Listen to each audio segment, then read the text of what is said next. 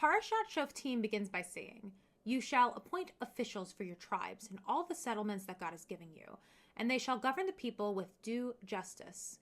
You shall not judge unfairly or show partiality. You shall not take bribes, for bribes blind the eyes of the discerning and upset the plea of the just. Justice, justice you shall pursue, that you may thrive and occupy the land that God is giving you." Quite an opening paragraph from Deuteronomy this week. The third verse of this paragraph begins with tzedek, tzedek, tirdof.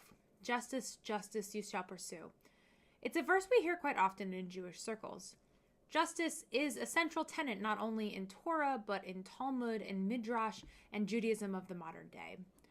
Judaism, both historically and as a lived tradition, is passionate about justice for those who are treated most harshly in society: the poor, the weak, the abhorred. Judaism's perspective on this issue is quite unique. We don't encourage suffering to achieve spiritual heights, nor do we classify poverty as a virtue or even a punishment. Despite this unique position, we are not allowed to turn away from those who are suffering and poor in our midst.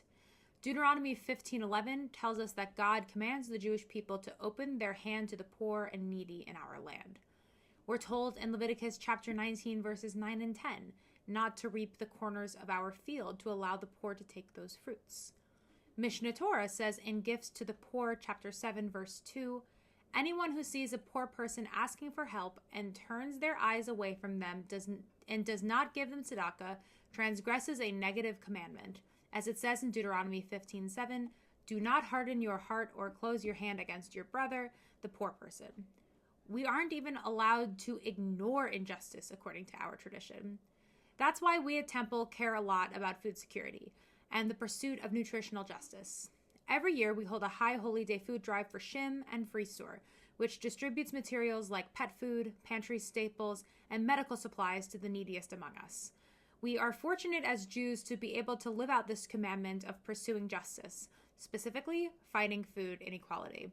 I hope you will join us in this endeavor. Shabbat Shalom.